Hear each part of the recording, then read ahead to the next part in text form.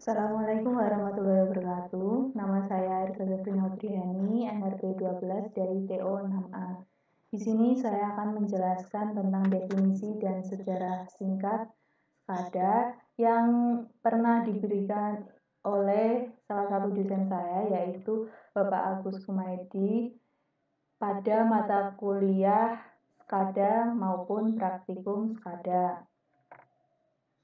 Langsung saja, yang pertama adalah definisi SCADA, yaitu pengertian secara umum tentang SCADA. Definisi SCADA sesuai dengan namanya, S yang pertama adalah supervisor atau pengawasan. Kemudian yang kedua adalah C, yaitu controlling atau pengendalian. A yang pertama adalah N atau dan kemudian ada DA, yaitu data acquisition, adalah pengumpulan, penyimpanan, dan pengolahan data. Secara umum pengertiannya, SCADA adalah suatu sistem di mana operator dapat melakukan fungsi yang pertama, yaitu pengendalian, yang kedua pengawasan, yang ketiga adalah pengambilan, menyimpan, dan pengolahan data dari sebuah sistem yang sedang bekerja. Secara teknis, SCADA dapat mengumpulkan informasi dari data-data di lapangan, kemudian mengirimkannya ke sebuah komputer pusat yang akan mengatur dan mengendalikan data-data tersebut. SCADA biasanya digunakan oleh industri proses. 3 fungsi utama SCADA. Yang pertama adalah pengawasan, sesuai yang ada di sini, yaitu pengamatan dan analisis data. Yang kedua adalah pengendalian atau controlling, yaitu koreksi error dan komunikasi data. Yang ketiga adalah data acquisition, yaitu pengambilan, penyimpanan, dan pengolahan data. Dari fungsi-fungsi tersebut, secara umum SCADA mampu melakukan yang pertama adalah mengakses pengukuran kuantitatif, yaitu dengan jumlah sebanyak N dan proses-proses yang penting, secara langsung saat itu maupun sepanjang waktu, secara real time. Yang kedua adalah mendeteksi dan memperbaiki kesalahan secara cepat. Yang terakhir adalah mengendalikan proses-proses yang lebih besar dan kompleks dengan staf-staf terlatih yang lebih sedikit. Selanjutnya adalah sejarah singkat SCADA. Sejarah singkat SCADA sangat berkaitan erat dengan revolusi industri. Nah, kita akan membahasnya satu-satu. Yang pertama adalah revolusi pertama terjadi pada tahun 1800 hingga 1900. First power terjadi pada tahun 1784, yaitu tenaga manusia yang dikonversikan ke tenaga gerak. Contoh awal dari revolusi industri yang pertama yaitu adalah water and steam power. Revolusi yang kedua terjadi pada tahun 1900 hingga 2000, yaitu electric energy. Salah satu produk yang dihasilkan dari revolusi kedua adalah PLC. PLC pertama ada pada tahun 1969. Kemudian revolusi ketiga yaitu Electronic and Information Technology terjadi pada tahun 2000 hingga 2010. Nah, revolusi keempat atau yang sekarang dikenal dengan revolusi industri 4.0 terjadi pada tahun 2010 hingga sekarang. Revolusi ini berkaitan dengan Internet of Things, yang mana kita dapat mengendalikan suatu sistem dari jarak jauh dan secara real time. Kemudian ada fungsi SCADA. Sebuah sistem SCADA memberikan keluasan dalam mengatur maupun mengkonfigurasikan sistemnya. Semakin banyak hal yang bisa dipantau, semakin detail operasi yang dilihat, dan semuanya bekerja secara real time. Sehingga sekompleks apapun proses yang ditangani oleh sebuah PLC, operator dapat melihat operasi proses dalam skala yang sangat besar maupun kecil sekalipun. Dan operator dapat melakukan penelusuran jika terjadi kesalahan untuk meningkatkan efisiensi dan efektivitas. SCADA dapat digunakan untuk mengatur berbagai macam peralatan. Sistem SCADA, utamanya pada PLC, digunakan untuk melakukan proses industri yang kompleks secara otomatis dan dapat menggantikan tenaga manusia yang biasanya merupakan proses-proses yang melibatkan faktor-faktor kendali yang lebih banyak dan lebih berbahaya, serta faktor-faktor kendali gerakan cepat, dan lain sebagainya. SCADA dapat digunakan dalam aplikasi-aplikasi yang membutuhkan kemudahan dalam pemantauan sekaligus juga pengendalian dengan berbagai macam media interface dan komunikasi yang terjadi saat ini. Nah, SCADA pada masa kini lebih banyak dikombinasikan dengan Internet of Things sehingga kita bisa memantau sistem tidak hanya pada ruang operator saja, tapi kita dapat memantaunya dari jarak jauh, misal dari rumah kita, nah secara real time. Itulah keuntungan Internet of Things pada revolusi industri sekarang. Selanjutnya, selama sejarah SCADA terdapat dua jenis SCADA yang berkembang. Yang pertama adalah primitif SCADA, kemudian berkembang lagi menjadi modern SCADA. Nah, ini adalah salah satu contoh dari modern SCADA. Nah, primitif dan modern SCADA akan dijelaskan lebih detail dan lebih lanjut oleh teman saya. Sekian presentasi yang dapat saya sampaikan. Terima kasih atas waktunya. Terima kasih telah menonton. Wassalamualaikum warahmatullahi wabarakatuh. Assalamualaikum warahmatullahi wabarakatuh. Nama saya Rio Anggriawan, NRP 27 TU6A. Di sini saya akan menjelaskan tentang komponen dan sensor-sensor yang ada pada modern SCADA.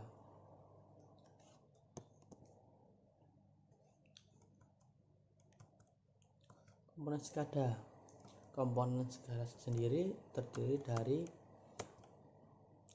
HMI, MTU, RTU, sensor, transducer dan aktuator, serta sistem komunikasi, serta data acquisition.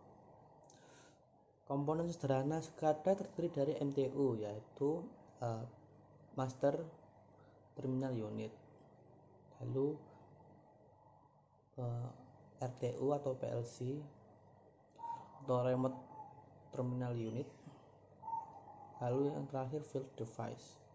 Di antara MTU dan Field Device terjadi komunikasi yang terjadi pada RTU atau PLC. Nah, berikut suatu gambaran komunikasi antara HMI, MTU, PLC selaku RTU serta Field Device. Oke, di sini terdapat sensor, transducer, dan aktuator di dalam SCADA. Ketiga komponen ini memiliki perbedaan, di mana sensor sendiri yaitu sesuatu yang digunakan untuk mendeteksi adanya perubahan lingkungan fisik, kimia, atau biologi. Jadi sensor ini adalah sesuatu yang dapat mendeteksi perubahan itu semua, seperti M35, lalu sensor lain itu termasuk sensor yang sesuatu yang mendeteksi perubahan lingkungan. Lalu yang kedua, transducer. Transducer adalah device yang mempunyai kemampuan untuk merubah satu bentuk energi ke bentuk energi lainnya. Oke. Yang ketiga adalah aktuator. Adalah sebuah peralatan mekanis untuk menggerakkan atau mengendalikan sebuah mekanisme atau sistem. Jadi sebuah penggeraknya, di mana seperti yang kita tahu, aktuator sendiri seperti pada lengan robot, di mana motornya sebagai aktuator. Lalu yang harus kita ketahui, setiap sensor mempunyai kemungkinan untuk menjadi transducer. Namun transducer sedikit mengalami kemungkinan jika transducer tersebut ada sensor. Jadi yang dimaksud sensor adalah sensor juga disebut transducer, yaitu bila mana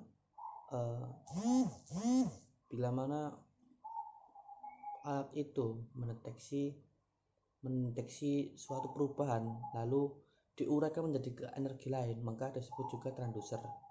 Seperti sensor cahaya yang diubah menjadi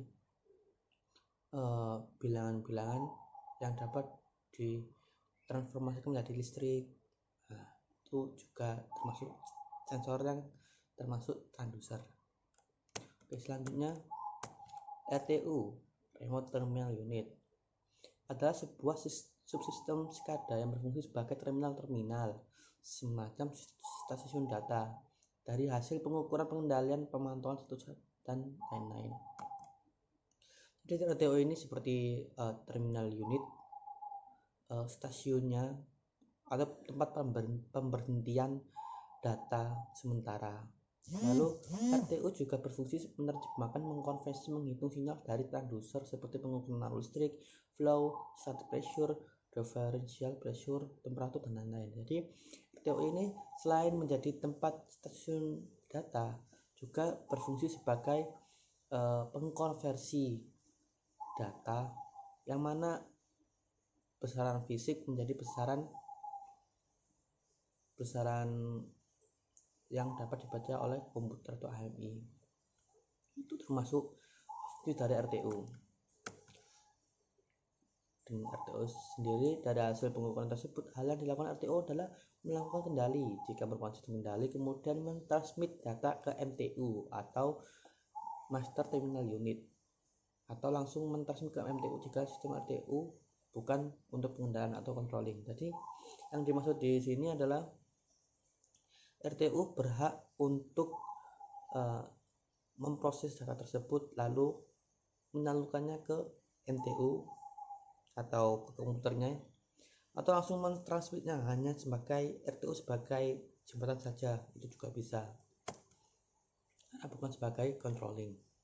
RTU juga dapat berfungsi sebagai pengatur set point yang dikirimkan dari HMI atau MTU ke RTU tersebut.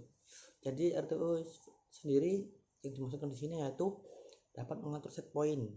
Jadi RTU ini mengatur set point yang ada pada sensor. Jadi setiap contoh setiap jika sensor suhu setiap 35 derajat atau setiap di bawah 35 derajat, maka sensor tersebut mengirim data ke RTU untuk disalurkan ke MTU. Jika set point yang ada pada RTU belum dicapai oleh sensor, maka sensor tidak akan mengirimkan data tersebut ke RTU. Oke, seperti itu ya. Lalu yang ketiga, RTU menyediakan sebuah interface untuk keluaran analog dan digital serta masukan analog dan digital. Jadi RTU sendiri memiliki interface tersendiri.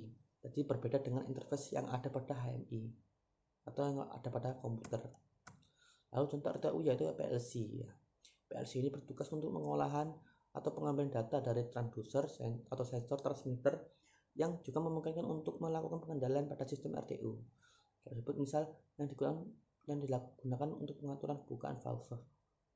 Jadi yang di sini yaitu yang dimaksud yaitu PLC sendiri melakukan pengambilan data dari transducer, sensor, transmitter.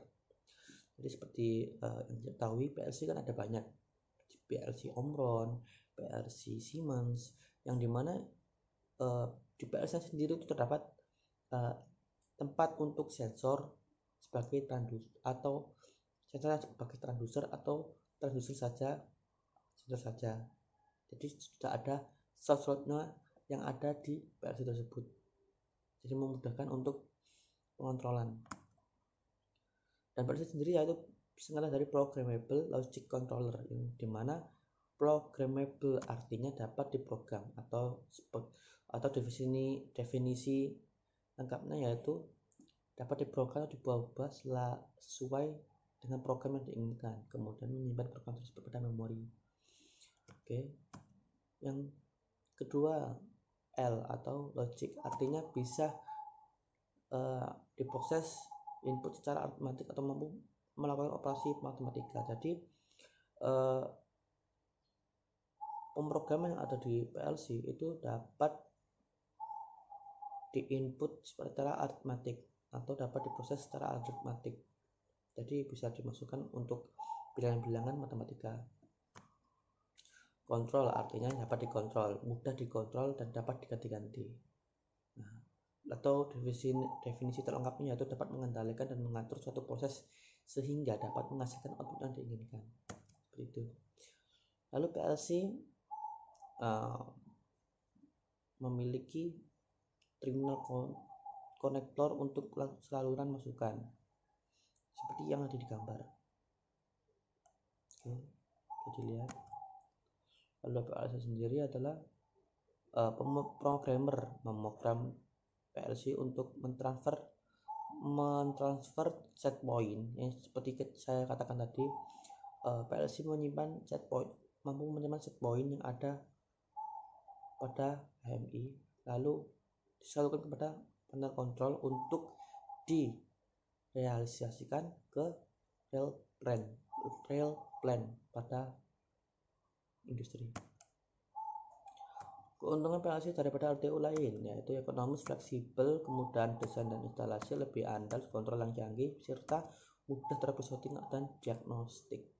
Data yang angkut dan tepat waktu memungkinkan untuk mengoptimalan operasi dan proses pada plan. Jadi yang dimaksud di sini yaitu RTU. Jika kita menggunakan RTU PLC, maka yang akan menjadi pertimbangan itu dapat memproses data secara real time karena proses penginstalannya itu cukup mudah dan mudah untuk melakukan troubleshooting seperti itu. Lalu MTU sendiri yaitu melakukan skena dari master terminal unit, sistem komputer yang bertugas memberikan data kepada HMI dari RTU, seperti interface dari semua unit untuk dipantau oleh manusia.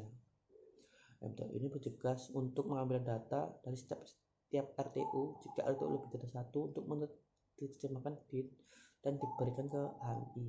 Jadi HMI itu sebagai interface untuk kita membaca keadaan yang ada di lapangan atau di real plan-nya. Terkadang MTU dan HMI dapat dijadikan satu bagian ketika MTU menggunakan komputer yang sama dengan HMI, sehingga stasiun induk atau MTU menampilkan data yang diperoleh dan memungkinkan operator untuk melakukan tugas-tugas pengendalian. Jadi yang dimaksud MTU ini sendiri yaitu seperti laptop, dan interface yang ada di laptop itu yang dinamakan HMI. Seperti itu.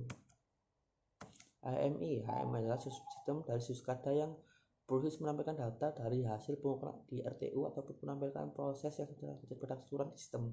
Jadi kita dalam mudahnya itu kita bisa memonitoring seluruh sistem yang ada di plan lewat HMI itu sendiri, lewat laptop kita sebagai MTU.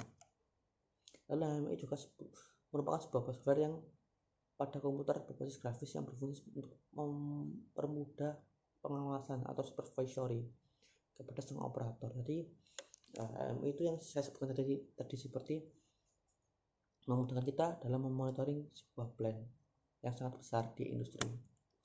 Lalu HMI mengubah data-data dan angka dalam animasi grafik tren dan bentuk yang mudah diterima oleh sang operator. Jadi angka-angka yang diterima oleh RTU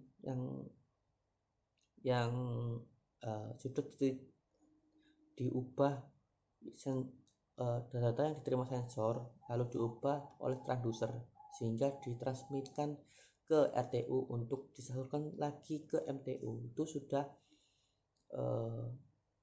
sudah berupa data atau animasi grafik yang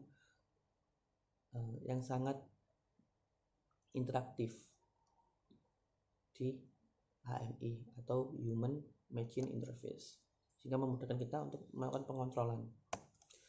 Dan komunikasi kedua yaitu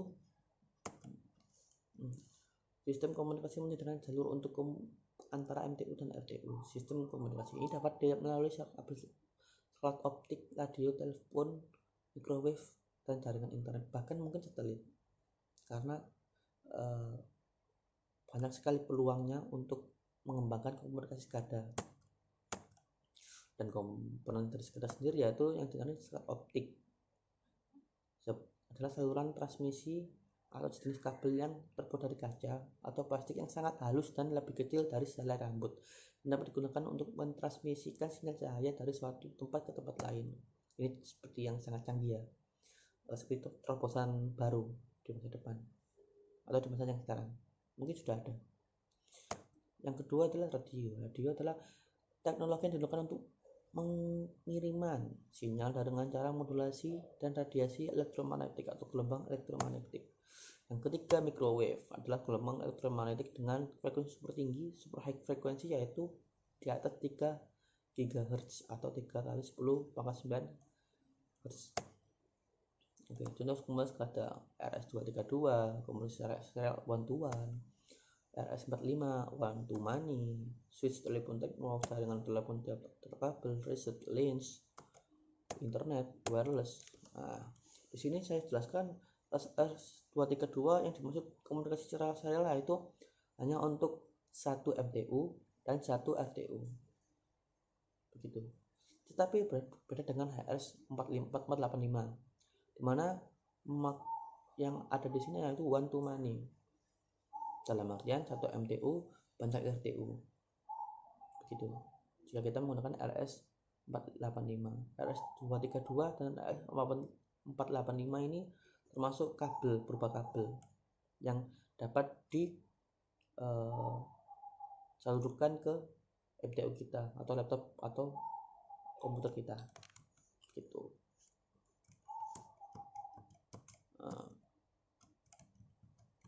Oke.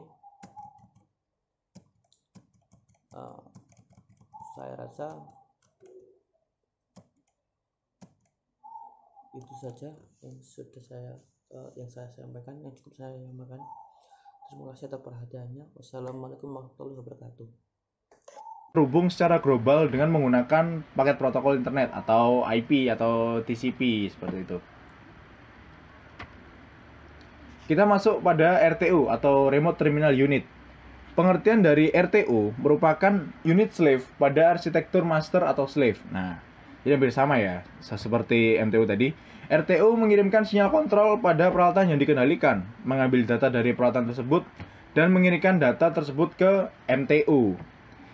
Kecepatan pengiriman data antara RTU dan alat yang dikontrol itu relatif tinggi, dan metode kontrol yang digunakan umumnya bersifat closed loop. Kalau tadi kan di MTU kan open loop ya, kalau di RTU ini sifatnya lebih ke closed loop. Sebuah RTU mungkin saja digantikan oleh PLC atau yang sudah biasa kita ketahui sebagai mahasiswa teknik otomasi ya teman-teman, Programmable Logic Controller. Fungsi dari RTU yaitu pertama sebagai komunikasi dengan master station. Yaitu untuk RTU generasi baru, komunikasi dapat dilakukan dengan lebih dari satu master station dengan menggunakan database yang dipartisi dan protokol komunikasi yang berbeda-beda. 2. Mengolah input atau output. Nah, ini peralatan yang ada di gardu induk dihubungkan dengan RTU melalui modul input atau output digital dan analog. Ini mungkin pada ini ya, energi listrik ya, listrik. Yang ketiga, komunikasi dengan IEDS atau Intelligent Electronic Device. RTU dapat mengakuisisi data dari IEDS seperti smart meters dan relay pengaman. 4. Local data logging atau RTU juga dapat digunakan sebagai event logger dengan menghubungkan satu atau dua printer dan terminal alphanumerik. Maka jika terjadi perubahan status dapat dicetak secara lokal. Seperti itu fungsi RTU.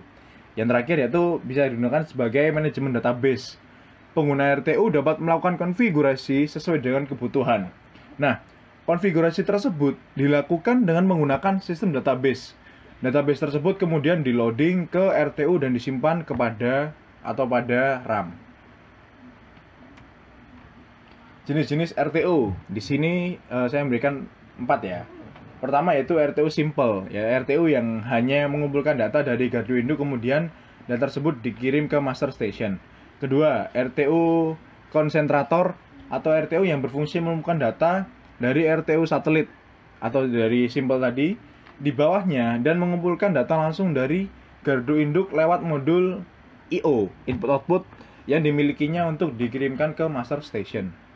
Ketiga, data konsentrator RTU yang berfungsi mengumpulkan data dari RTU satelit simple di bawahnya, tetapi RTU tersebut tidak memiliki input output. Jadi bedanya kalau RTU konsentrator tadi memiliki, namun kalau di data konsentrator itu tidak memiliki, yang tersambung ke peralatan gardu induk.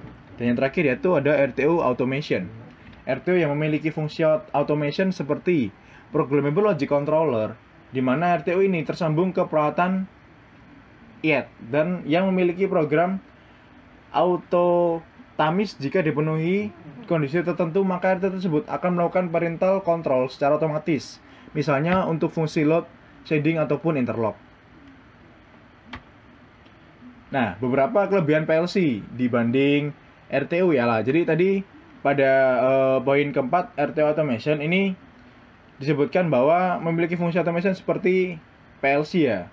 Nah, di sini itu saya memberikan kelebihan PLC dibanding RTU sendiri. Jadi untuk PLC sendiri ini solusinya lebih ekonomis, lalu mudah dalam perancangan dan instalasinya, lalu lebih reliable, kontrol yang canggih, dan yang terakhir yaitu troubleshooting dan diagnosanya pada PLC itu lebih mudah. Variasi komunikasi pada sistem SCADA. Jadi ini adalah contoh variasi komunikasi data pada sistem SCADA. Jadi di sini mulai dari sebuah HMI SCADA software bisa dikonekkan dengan Ethernet LAN, lalu juga dapat menggunakan dial-up modem atau dia standalone seperti radio. Bisa juga menggunakan telepon connection atau menggunakan yang lainnya, yaitu seperti file device pada ini contohnya. Nah, ini bisa menggunakan PLC seperti itu. Ini salah satu variasi komunikasi data pada sistem SCADA. Jadi bermacam-macam ya, mulai dari bisa menggunakan internet LAN, bisa menggunakan dial modem PLC, lalu ada yang standalone gitu ya, dan lain-lain.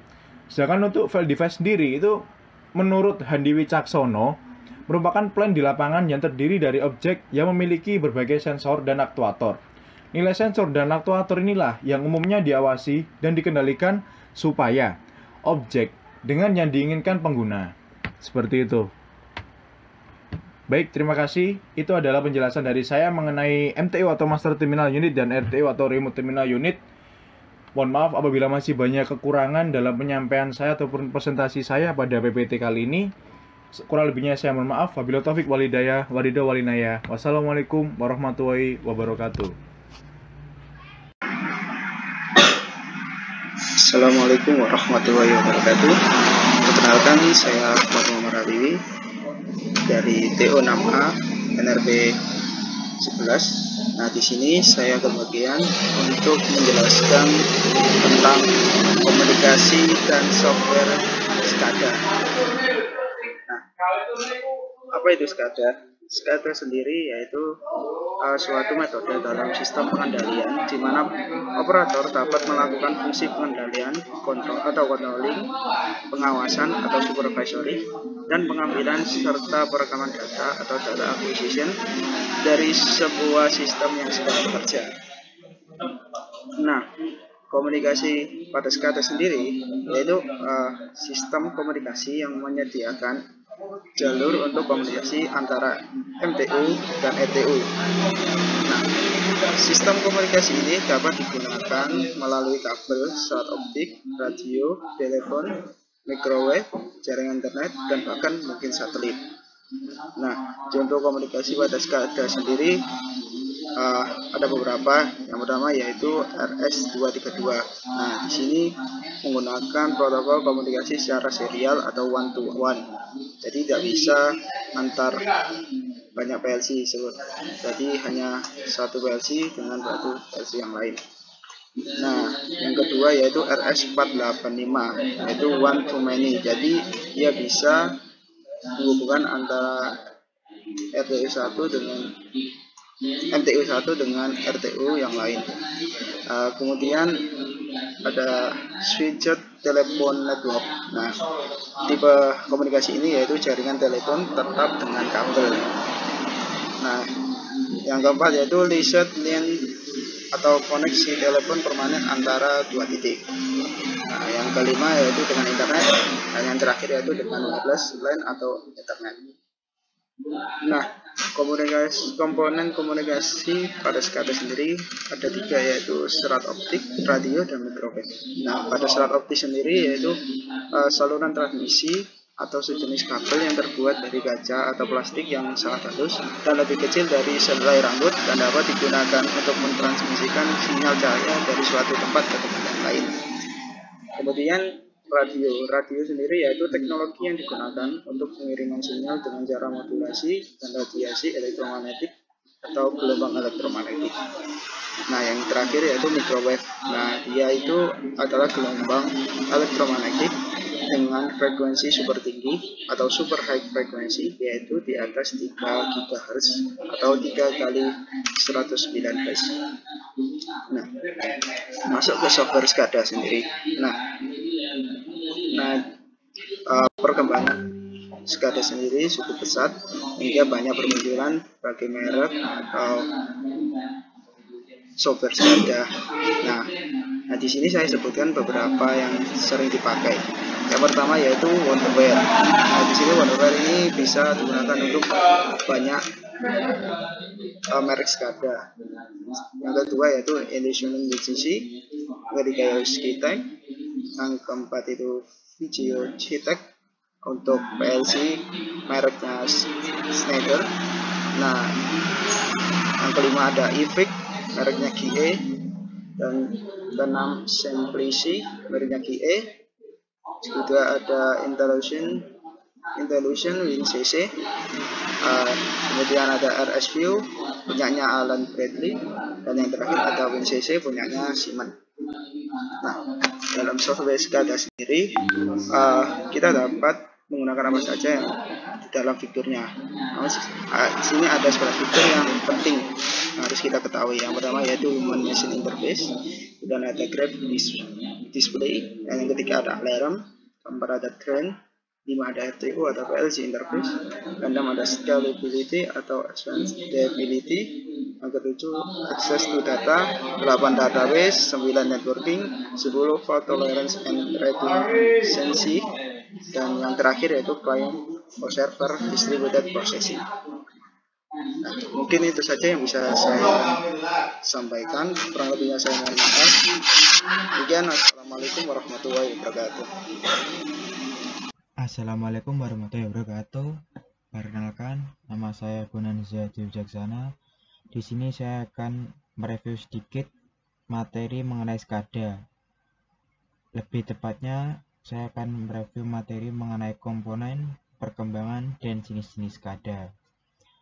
Langsung saja, yang pertama ada komponen dari SCADA. Komponen dari SCADA terdiri dari yang pertama ada HMI atau Human Machine Interface, yang kedua ada MTO atau Master Terminal Unit, kemudian yang ketiga ada RTO, Remote Terminal Unit, kemudian yang keempat ada sensor, transducer, dan aktuator, yang kelima ada sistem komunikasi antar MTO, RTO, dan field device, kemudian yang keenam atau yang terakhir ada data acquisition atau akuisisi data. Jadi inilah bentuk komponen sederhana, gambaran sederhana dari SCADA. Di sini ada MTO yang berkomunikasi dengan RTO atau PLC, kemudian RTO atau PLC berkomunikasi langsung dengan field device. Yang kedua ada perkembangan SCADA. Perkembangan SCADA yang pertama ada standalone PLC, yaitu PLC yang berdiri sendiri. Kemudian ada PLC with HMI. Yang ketiga ada multiple PLC with HMI. Di sini menggunakan RS485 kabelnya. Kemudian ada multiple PLC with HMI menggunakan special bus. Kemudian ada multiple PLC with multiple HMI. Jadi ada beberapa PLC dan beberapa HMI menggunakan special bus dan TCP atau IP. Kemudian yang terakhir ada multiple PLC with multiple HMI menggunakan TCP atau IP. Jadi sini ada gambarannya PLC SCADA. Dahulu itu hanya menggunakan PLC standalone PLC, jadi hanya PLC saja. Kemudian ada PLC dengan HMI yang berdiri sendiri, PLC-nya hanya satu yang dihubungkan dengan kabel RS232. Kemudian ada multiple PLC with HMI yang dihubungkan dengan RS485. Di sini sudah menggunakan multiple drop, jadi PLC-nya ada banyak, sudah tidak satu PLC lagi. Kemudian ada multiple PLC with HMI special bus. Jadi di sini harus memiliki special card. Modbus merupakan salah satu protokol komunikasi serial yang memungkinkan beberapa sistem berbeda saling berkomunikasi satu sama lain. Jadi di sini akan berkomunikasi satu sama lain meskipun sistemnya berbeda. Kemudian ada multiple PLC, multiple HMI, special bus dan TCP. Jadi di sini ada menggunakan beberapa HMI. Tadi sebelumnya hanya menggunakan satu HMI saja. Protokol TCP atau IP adalah sebuah standar set untuk komunikasi data via jaringan. Jadi di sini sudah menggunakan via jaringan. Kemudian selanjutnya ada multiple PLC dan multiple HMI. Jadi di sini sudah menggunakan Ethernet card. Beda dengan seperti sebelumnya, ini masih menggunakan jaringan lokal, yang ini sudah menggunakan Ethernet. Jadi multiple juga, HMI-nya sudah banyak dan PLC-nya juga sudah banyak, tidak hanya satu standalone PLC seperti tadi. Kemudian yang terakhir saya akan menjelaskan tentang jenis-jenis SCADA. Yang pertama ada basic SCADA yang terdiri dari one machine process atau satu proses mesin dan satu RTU dan MTU. Kemudian yang kedua ada integrated SCADA yang terdiri dari multiple RTU dan DCS. Kemudian yang terakhir ada network SCADA yang terdiri dari multiple SCADA. Dan ini ada gambaran dari basic SCADA sendiri. Jadi sangat basic ya. Di sini ada MTU yang berkomunikasi langsung dengan RTU atau PLC, dan RTU atau PLC berkomunikasi langsung dengan field device. Yang kedua ada integrated SCADA. Di sini jadi sudah menggunakan internet, SCADA integritas bisa kita lihat dari HMI, internet, SCADA, dan menyambung ke DCS serta RTU dan device. Ada beberapa device di sini. Dan yang ketiga ada network SCADA. Jadi ini lebih network jaringan itu lebih terorganisir ya. Seperti ini bisa kita lihat sendiri. Network SCADA antara menggunakan internet juga, menggunakan komputer. Jadi di sini ada beberapa SCADA. Kalau sebelumnya kan ini hanya satu SCADA. Jadi di sini sudah menggunakan beberapa SCADA. Tentunya juga divisinya juga lebih banyak. Seperti itu. Terima kasih, sekian dari saya. Assalamualaikum warahmatullahi wabarakatuh.